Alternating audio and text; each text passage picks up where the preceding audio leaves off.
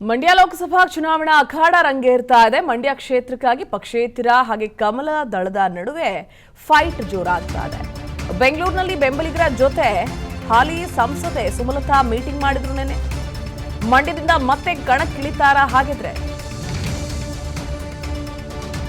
JDS ಅಭ್ಯರ್ಥಿಗೆ ticket ಸಿಕ್ಕಿದ್ರೆ ನಿಲುವನ್ನ ಬದಲಿಸ್ತಾರಾ ಅಂತ ಊಹಾಪೋಹಗಳಿದೆ. ಎಲ್ಲೂ ಕೂಡ ಫೈನಲ್ ಆಗಿ ಮೈತ್ರಿ ಅಭ್ಯರ್ಥಿಯಿಂದ ಜೆಡಿಎಸ್ಗೆ ನಾವು ಟಿಕೆಟ್ ಅನ್ನ ಕೊಡೋದಕ್ಕೆ ತೀರ್ಮಾನ ಮಾಡಿದ್ದೀವಿ ಅನ್ನೋ ಅನೌನ್ಸ್ಮೆಂಟ್ ಎಲ್ಲೂ ಆಗಿಲ್ಲ. ಆದ್ರೆ ಹೀಗಂತೆ ಹಾಗಂತೆ ಹಾಗಾಗತ್ತಂತೆ ಅನ್ನೋ ಬೆಳವಣಿಗೆಗಳಾಗ್ತಾ ಇದೆ. ಊಹಾಪೋಹದ ಮಾತುಗಳು, ಊಹಾಪೋಹ ಅನ್ನೋದಕ್ಕಿಂತ ಆಲ್ಮೋಸ್ಟ್ ಅದು ಕನ್ಫರ್ಮೇಷನ್ ಆಗಿ ಹೊರಬೀಳಬೇಕಷ್ಟೇ. ಅದೆಲ್ಲದಕ್ಕೂ ಹೊರತುಪಡಿಸಿ ಒಂದಷ್ಟು ಚರ್ಚೆಗಳಾಗ್ತಾ ಇವೆ. ಇದೆಲ್ಲದರ ನಡುವೆ ಹಾಲಿ ಸಂಸದೆಯ ಕಥೆ ಏನು ಅಂತ, ಯಾಕಂದ್ರೆ ಅವ್ರನ್ನ ಬೆಂಗಳೂರು ಉತ್ತರಕ್ಕೆ ಟಿಕೆಟ್ ಕೊಡ್ತಾರೆ ಅನ್ನೋ ಮಾತುಗಳಿತ್ತು. ಆದರೆ ಅವರು ಮಂಡ್ಯ ಕ್ಷೇತ್ರವನ್ನ ಬಿಟ್ಟು ಬೆಂಗಳೂರು ಉತ್ತರಕ್ಕೆ ಬಂದು ನಿಲ್ತಾರಾ ಅನ್ನೋದು, ಯಾಕಂದ್ರೆ ಮಂಡ್ಯ ದೂರ ಆಗಿರೋ ಕಾರಣ ಅವರು ಓಡಾಡೋದಕ್ಕಾಗ್ತಾ ಇಲ್ಲ, ಕ್ಷೇತ್ರದಲ್ಲಿ ಅವೈಲಬಿಲಿಟಿ ಇಲ್ಲ, ಸಾಕಷ್ಟು ಕೈಗೆ ಸಿಗಲ್ಲ, ಹೀಗೆಲ್ಲ ಒಂದಷ್ಟು ಅಸಮಾಧಾನಗಳಿದೆ.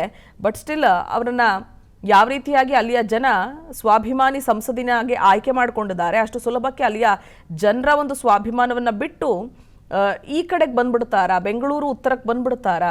ಅದು ಮುಂದಿನ ಅವರ ರಾಜಕೀಯ ಜೀವನಕ್ಕೆ ಯಾವ ರೀತಿಯಾದಂತಹ ಒಂದು ಏರಿಳಿತಗಳನ್ನು ಉಂಟು ಮಾಡುತ್ತೆ ಅನ್ನೋದ್ರ ಲೆಕ್ಕಾಚಾರವನ್ನು ಹಾಕ್ತಾ ಇದ್ದಾರೆ. ಸೊ ಇದೇ ಕಾರಣಕ್ಕಾಗಿ ಸಂಸದರು ಸುಮಲತಾ ಅವರ ಆಪ್ತರ ಹಾಗೆ ಬೆಂಬಲಿಗರ ಜೊತೆ ಒಂದು ಮೀಟಿಂಗ್ ಮಾಡಿದ್ದಾರೆ.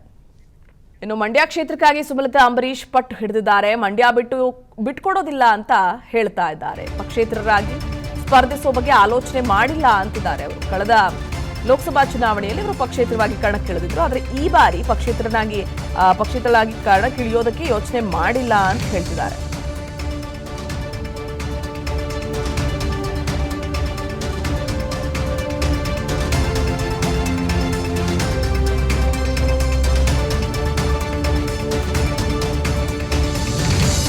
ನನಗೆ ಬಿಜೆಪಿಯಿಂದ ಟಿಕೆಟ್ ಕೊಡೋ ವಿಶ್ವಾಸ ಇದೆ. ಸೀಟು ಹಂಚಿಕೆ ಬಗ್ಗೆ ಇನ್ನೂ ಮಾತುಕತೆ ನಡೀತಾ ಇದೆ. ನನಗೊಂದು ವಿಶ್ವಾಸ ಇದೆ ಬಿಜೆಪಿಯಿಂದ ಟಿಕೆಟ್ ಸಿಗುತ್ತೆ ಅಂತ ಬೆಂಗಳೂರಿನಲ್ಲಿ ಸುಮಲತಾ ಅಂಬರೀಶ್ ರಿಯಾಕ್ಟ್ ಮಾಡಿದ್ದಾರೆ.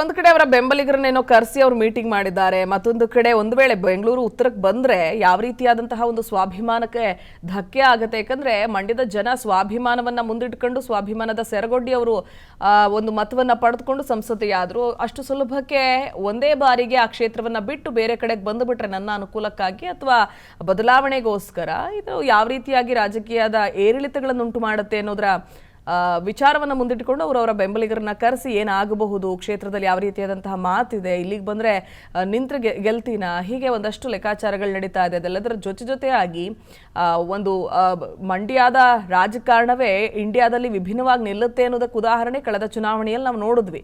ಸೊ ಅಂತಹದ್ದೇ ಒಂದು ಮೈಲಿಗಲನ್ನು ಈ ಬಾರಿಯೂ ಸೃಷ್ಟಿಸ್ತಾರಾ ಅನ್ನೋದಕ್ಕೆ ಅವರು ಹೇಳ್ತಾ ಇರೋದು, ಪಕ್ಷೇತರಳಾಗಿ ಕಣಕ್ಕಿಳಿತೀನಿ ಅನ್ನೋ ಯೋಚನೆ ಮಾಡಿಲ್ಲ, ಬಿಜೆಪಿಯಿಂದನೇ ಟಿಕೆಟ್ ಸಿಗುತ್ತೆ ಅನ್ನೋ ನಿರೀಕ್ಷೆ ಇದೆ ಅಂತ. ಅನುಕ್ಷಣದ ಸುದ್ದಿಗಳಿಗಾಗಿ ವಿಸ್ತಾರ ನ್ಯೂಸ್ ಯೂಟ್ಯೂಬ್ ಚಾನೆಲ್ ಸಬ್ಸ್ಕ್ರೈಬ್ ಮಾಡಿ. ಹೊಸ ಸುದ್ದಿಗಳ ನೋಟಿಫಿಕೇಶನ್ಗಾಗಿ ಬೆಲ್ ಐಕಾನ್ ಕ್ಲಿಕ್ ಮಾಡಿ. ಲೇಟೆಸ್ಟ್ ಅಪ್ಡೇಟ್ಸ್ಗಾಗಿ www.vistaranews.com ವೆಬ್ಸೈಟ್ಗೆ ವಿಸಿಟ್ ಮಾಡಿ. ಅಂಗೈಯಲ್ಲೇ ಜಗತ್ತಿನ ಸುದ್ದಿ ತಿಳಿಯಲು ವಿಸ್ತಾರ ನ್ಯೂಸ್ ಕನ್ನಡ ಆಪ್ ಡೌನ್ಲೋಡ್ ಮಾಡಿ.